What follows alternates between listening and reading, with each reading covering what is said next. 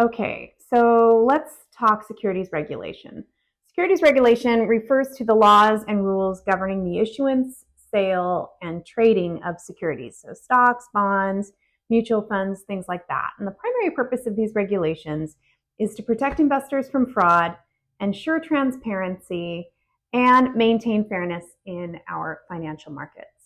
So what is a security? According to the Securities Act of 1933, the security includes, quote, any note, stock, treasury stock, bond, debenture, evidence of indebtedness, certificate of interest or participation in any profit-sharing agreement, collateral trust certificate, pre-organization certificate or subscription, transferable share, investment contract, voting trust certificate, certificate of a deposit for a security, fractional undivided interest in oil, gas, or other mineral rights, or in general, any interest in or instrument commonly known as a security, or any certificate of interest or participation in temporary or interim certificate for receipt, guarantee of, warrant of, or right to subscribe or to purchase any of the foregoing.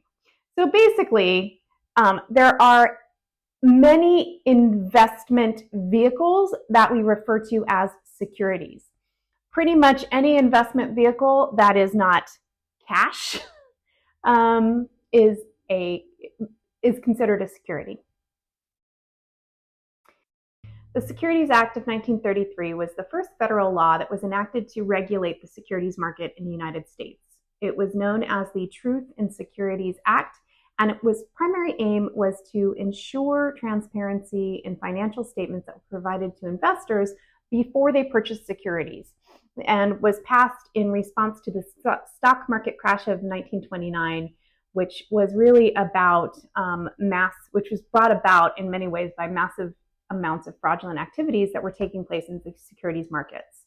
And so the goal of the law is to protect investors and prevent misrepresentation or deceit in the sale of securities. So some goals of the Act. The first goal is really full and fair disclosure, meaning that companies offering securities to the public have to provide comprehensive and truthful financial information about their operations and the risks involved with investing. And so this allows investors to make informed decisions based on accurate, audited data. So before a company can issue stock, it has to provide a detailed perspective that includes audited financial statements and a disclosure of all of the risk factors involved with investing in that particular company. Prospectus are actually very comprehensive documents. Most of them are going to be in the 150 to 300 pages category, depending on the size of the company. And they include a variety of information, including like background of the CEO and the management team, compensation data, information about key products and services, markets that the company does business in, risks associated with doing business in those markets. So lots and lots of stuff is included in a prospectus. Another goal of the Act is to prevent fraud and deception. The Act prohibits deceit, misrepresentation, or other fraudulent practices in the sale of securities. And this is designed to protect investors from fraudulent schemes that could lead to financial losses. So for example, a company cannot inflate its earnings in its financial reports just to entice investors to buy stock under false pretenses. It also has a goal of regulating securities. And so the Act regulates the initial offering of securities through what's called the IPO, or initial public offering process. The company has to register with the SEC prior to issuing their IPO, and they have to comply with the disclosure requirements as outlined in the 1933 Act. So they have to submit a registration statement with all of the financial details prior to selling stock on the stock exchange. Companies offering securities to the public have to register those securities with the SEC before they can be sold. The registration allows for transparency by requiring the full disclosure of that key financial information. So registration helps protect investors by making all of that essential information publicly available. So for example, a tech startup planning to raise capital by selling shares first has to register those shares with the SEC. As part of the registration requirement, we talked about the prospectus. They have to prepare the prospectus, which outlines all of the detailed financial information and the potential risk, allowing investors to evaluate whether or not they want to invest in the company. If a company provides false or misleading information in their registration statement or prospectus, they can be held legally liable for securities fraud. And this deters companies from deceiving investors by providing inaccurate or incomplete information. If the company hides evidence of their financial troubles in their prospectus and investors lose money, they can sue the company for misrepresentation. So really, this act has both civil and criminal penalties for companies that knowingly provide false information.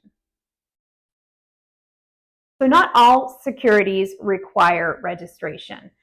Private offerings, government securities, and some intrastate offerings are exempt from registration requirements. So smaller companies can offer securities without having to go through the hoops, for lack of a better word, or all of the costs involved with full registration, because it is a very expensive process. Just in thinking about the fact of auditing your financial records going back 5 years is extremely costly. So after the 1933 Act, the government realized that they didn't quite go far enough, because the 33 Act really talked about regulating the initial offerings. But then once stock is sold for the first time, it gets sold again. And so most stock markets are secondary markets. And the 33 Act didn't go far enough in regulating those secondary markets. So in came the Securities Exchange Act of 1934, which was designed to regulate the trading of stocks in secondary markets after they've been through the IPO process. So where the 1933 Act was about initial trading, the 1934 Act focuses on ongoing trading, ensuring transparency, fairness, and accountability. It also created the SEC, or the Securities Exchange Commission, to enforce federal securities laws. So, goals of the 1934 Act: to regulate the secondary market transactions. So where securities are bought and sold after they are initially issued, ensuring fair trading practices and transparency. So protecting investors from manipulation and fraudulent stock trading. So stocks traded on things like the New York Stock Exchange or the NASDAQ are governed by the 1934 Act. The 1934 Act also has continuous disclosure requirements, requiring companies to disclose key financial information both quarterly, so once every 3 months, and then annually. The quarterly reports are referred to as 10K, and then the annual report is referred to as a 10Q, to ensure that investors have up-to-date, accurate, current information, enabling them to make informed decisions. The 1934 Act also prohibits insider trading, which occurs when individuals who might have special non-public information buy or sell securities based on that knowledge. So insiders are folks that might work in the company, that might have some special information about the company, and therefore can either buy or sell stocks with that special insider information that gives them an unfair advantage. So a CEO cannot legally trade company stock based on confidential non-public information about an upcoming merger, as an example. The 1934 Act also monitored and regulated what are called broker-dealers. Broker-dealers are individuals that trade securities on behalf of clients. So they require the broker-dealers to register with the SEC and follow regulations to prevent unethical practices. So they have to adhere to what are called best execution strategies or practices to ensure the best possible price for client trades. They have to trade at the market price or at the price that is set by the client. They can't just trade whenever they want. The 1934 Act also established the Securities and Exchange Commission, which is responsible for enforcing securities laws, overseeing markets, and protecting investors. They have the ability to investigate, regulate, and enforce compliance in securities markets. Again, they can bring criminal actions with civil penalties. We talked about the reporting requirements, which are the 10K and the 10Q. 10Q is the quarterly report, the 10K is the annual report. The 1934 Act also prohibited acts of market manipulation. So practices that can artificially impact the volume of securities, such as what's called pump and dump schemes, where it promotes a fair and transparent marketplace where prices reflect actual supply and demand. So an example of like a pump and dump would be a person spreading false rumors to artificially inflate a stock price and then selling off their shares for profit. I talked about insider trading regulations. Corporate officers, directors, employees, all of those folks are insiders. And so they cannot trade based on that non-public confidential information. If they know about a business acquisition or something that's going to happen, they can't legally buy or sell company stock based on that information. The Act also governs how companies communicate with shareholders and solicit proxies, ensuring investors receive accurate information before voting on important corporate decisions. This ensures that shareholder voting is based on full disclosure. So companies have to disclose all relevant information about a prospective merger before shareholders can vote on the deal. They have to disclose the information. Shareholders can vote and give it a thumbs up or a thumbs down on whether or not to engage in something like a merger. The Dodd-Frank Wall Street and Reform and Consumer Protection Act was passed in 2010 in response to the 2008 financial crisis. Its primary goal is to reduce risks in the financial system and prevent future economic collapses. Some key provisions of Dodd-Frank: first of all, it established oversight through the Financial Stability Oversight Council, or the FSOC, to monitor systemic risks and ensure that institutions are not deemed what are called too big to fail, meaning that institutions that are so massive and important that their failure would detrimentally impact the U.S. economy, because that's what happened in 2008.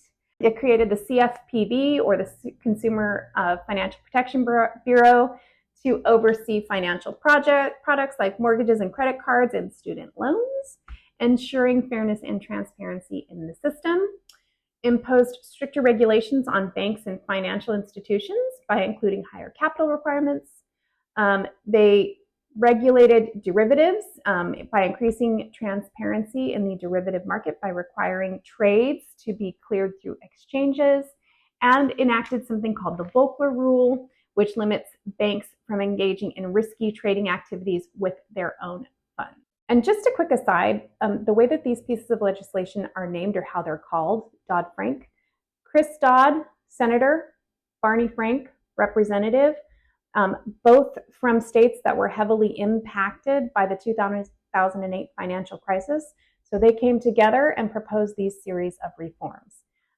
In addition to Dodd-Frank, we also have the Sarbanes-Oxley Act of 2002, which was enacted in response to major corporate scandals like Enron and WorldCom to restore public confidence in financial markets. Sarbanes' primary goals were to enhance transparency, prevent fraud, and help ensure accuracy of financial reporting. It required senior executives to personally certify the accuracy of their financial statements. It created stronger internal controls in order to prevent and detect fraud.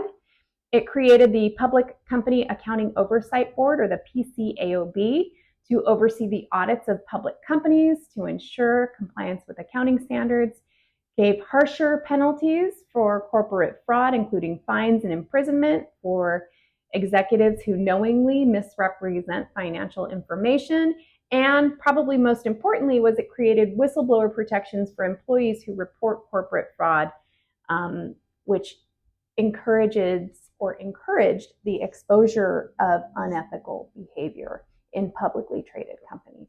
So pretty short and sweet for securities regulation. We're going to talk a bit more about securities when we get to antitrust.